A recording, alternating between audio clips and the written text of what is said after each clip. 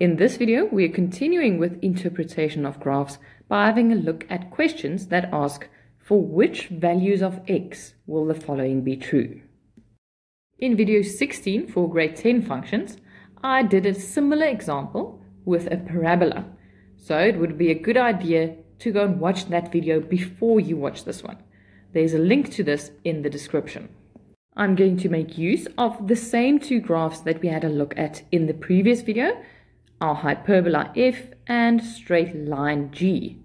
In the previous video, we've already determined the x-intercepts and points of intersection of the two graphs. Question 1. Determine for which x values fx is smaller than 0. Here I'm reminding you that fx in this case means the y values of the hyperbola, and smaller than 0 means that these y values have to be negative. Negative y values can be found below the x-axis, and that means that they are asking us to determine when this hyperbola is below the x-axis. Because the question is all about below or above the x-axis, we're going to focus on the x-intercept of graph f. That is point A. Point A now divides the graph into two intervals. We're going to have a look at all the values to the left and right of point A. And then specifically for a hyperbola, you also need to take into account the vertical asymptote, because before and after this asymptote, the hyperbola jumps from below to above or above to below. This means we're going to have a look at three different intervals. The first of which is all the values to the left of A, which is -5. In this interval, we can see that the function f is above the x-axis, which means this is not part of our answer.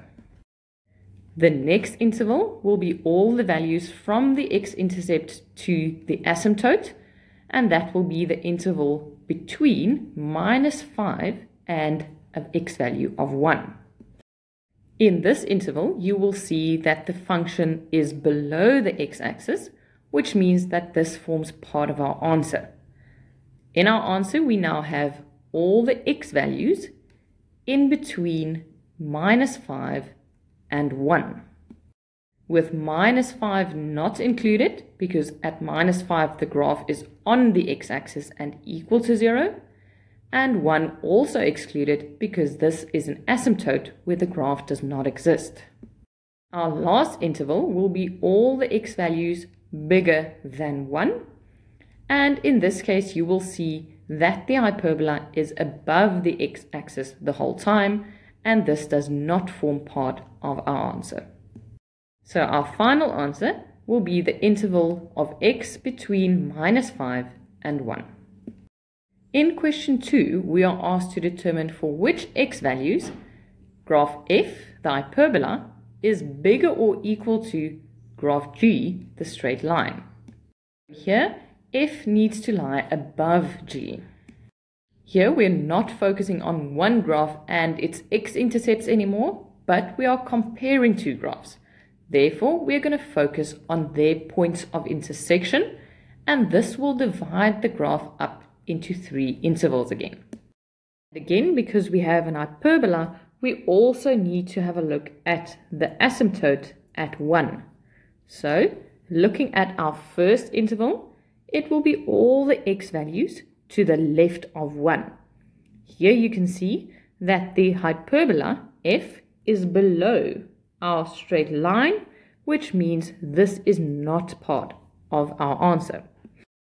The next small interval will be between 1 and 2. And here you will see that our straight line is below, which means if the hyperbola is above that, which then satisfies our answer. So our first interval will be all the x values between 1 and 2. 1 cannot be included because it's an asymptote, but 2 will be included because the two graphs can also be equal to each other, which happens at 2. The next interval will lie between the two intercepts. That means between an x value of 2 and 7.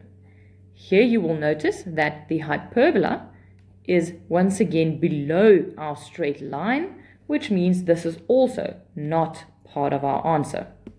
The last interval will be all the x values to the right of the point of intersection, which is at 7.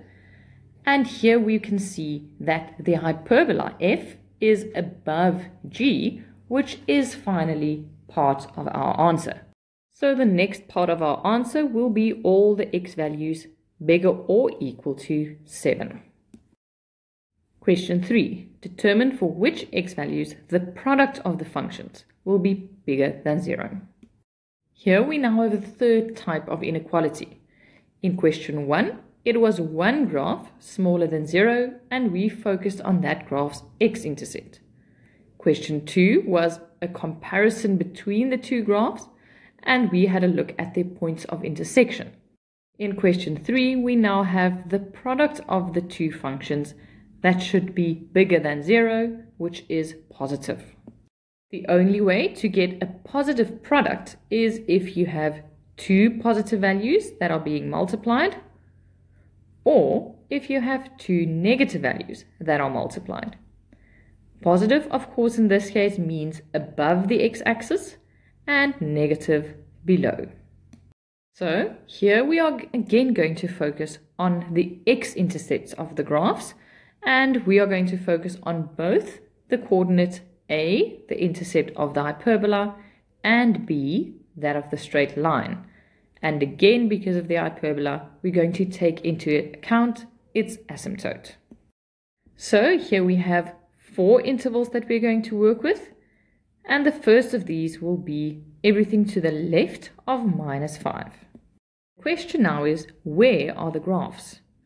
The hyperbola is above the x-axis, which gives us positive values, and the straight line is way up there, which also gives us positive values. Because both are positive, the product will be positive, which means that the first part of our answer will be all x values smaller than -5. The next interval will be from -5 up to our asymptote of 2, and here the hyperbola lies below the x-axis, which gives us negative y values, and the straight line above the x-axis, giving us positive x values. Because the signs are different, their product will be negative, which is smaller than 0, and this means that this interval is not part of our answer. The third interval will be from 1 to 9, and here we can see the hyperbola is positive, and the straight line is positive, which means this is also part of our answer. Finally, our last interval will be all x values bigger than 9, and here the hyperbola is above the x-axis, giving us positive values, and the straight line below the x-axis with negative y values, so this is not part of our answer. So here we have our complete answer.